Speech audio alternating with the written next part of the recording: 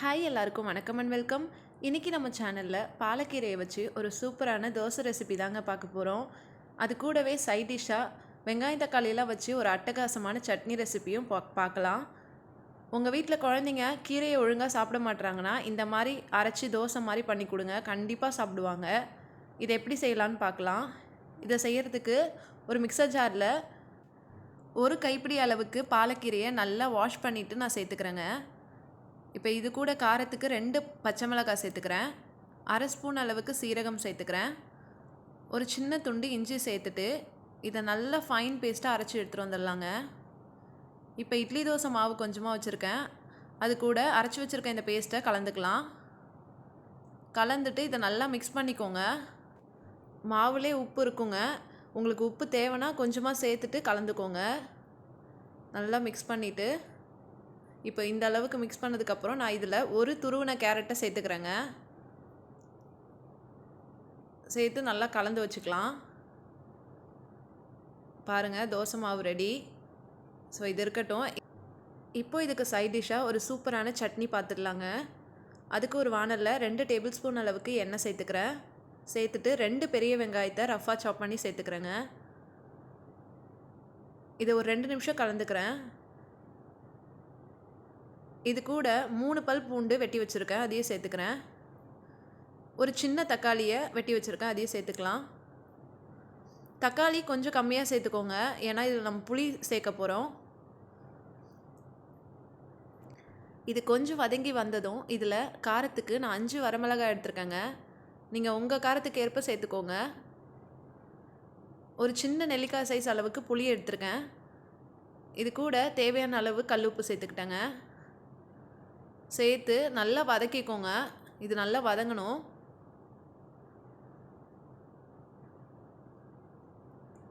இந்த அளவுக்கு வதங்கி வந்ததும் இதில் ஒரு 3 டேபிள் ஸ்பூன் அளவுக்கு தேங்காய் துருவல் சேர்த்துக்கிட்டேன். ஒரு அரை மூடி அளவுக்கு சேர்த்துக்கோங்க. சேர்த்து ஒரு 5 நிமிஷம் கலந்துட்டு இதை ஆற விட்டு நல்லா மிக்சர் ஜாரில் அரைச்சி எடுத்துகிட்டு வந்துடலாம். இப்போ தாளிப்புக்கு ஒரு டேபிள் ஸ்பூன் எண்ணெய் ஊற்றி ஒரு ஸ்பூன் கடுகு கொஞ்சமாக கருவேப்பிலை சேர்த்து தாளித்து இந்த சட்னியில் கலந்துக்கலாம். பாருங்கள், சூப்பரான சட்னி ரெடி ஆகிடுச்சு. இந்த தோசை கூட இந்த சட்னியை சாப்பிடும்போது ரொம்ப சூப்பராக இருக்கும். இதை கண்டிப்பாக ட்ரை பண்ணுங்கள். இப்போ நம்ம தோசை ஊற்றிக்கலாம். இப்போ தோசைகள் கொஞ்சம் சூடானதும் 2 கரண்டி மாவு எடுத்து நான் நல்லா மெல்லிசாக தேய்ச்சிக்கிறேங்க. நம்ம தோசை எப்படி ஊற்றுவோமோ அதே மாதிரி தான் இருக்கும். இப்போ ஊற்றிட்டு நான் கடலை எண்ணெய் சேர்த்துக்கிறேங்க. நீங்கள் உங்களுக்கு நெய் வேணுனாலும் சேர்த்துக்கலாம். சேர்த்துட்டு இது ஒரு பக்கம் நல்லா வேகட்டும். ஒரு பக்கம் வெந்ததும் இதை இன்னொரு பக்கம் திருப்பி போட்டு வேகட்டுங்க.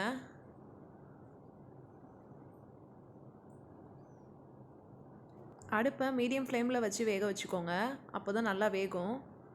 பாருங்கள், நல்லா வெந்துடுச்சு. இப்போ இதை எடுத்து பிளேட்டில் வச்சுக்கலாம். பாருங்கள், சூப்பராக ரெடி ஆகிடுச்சு. நான் இது கூட சட்னி வச்சு சர்வ் பண்ணிக்க போகிறேன். ரொம்ப சூப்பராக இருந்துச்சு. கண்டிப்பாக ட்ரை பண்ணி பாருங்கள். கீரை பிடிக்காது, கீரையே சாப்பிட மாட்டேன்னு சொல்கிறவங்களுக்கு இந்த மாதிரி கண்டிப்பாக செஞ்சு கொடுங்க. எனக்கு இன்னும் 2 தோசை வேணும்னு கேட்டு வாங்கி சாப்பிடுவாங்க.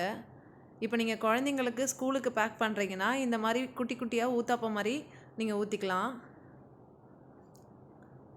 இந்த மாதிரி சேர்த்துட்டு நீங்கள் லஞ்ச் பாக்ஸுக்கு பேக் பண்ணி கொடுக்கலாம். என்னோடய பையனுக்கு நான் இப்படி தான் ஊற்றி கொடுத்துருந்தேன்.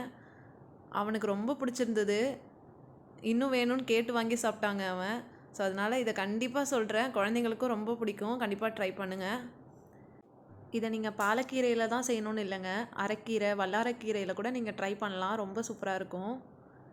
என்னோடய சேனலை நீங்கள் ஃபர்ஸ்ட் டைம் பார்க்குறீங்கன்னா உங்களுக்கு பிடிச்சிருந்ததுன்னா சப்ஸ்கிரைப் பண்ண கன்சிடர் பண்ணுங்கள். நாளைக்கு இன்னொரு சூப்பரான வீடியோவில் பார்க்கலாம். அது வரைக்கும் ஹாப்பி குக்கிங். தேங்க்ஸ் ஃபார் வாட்சிங்.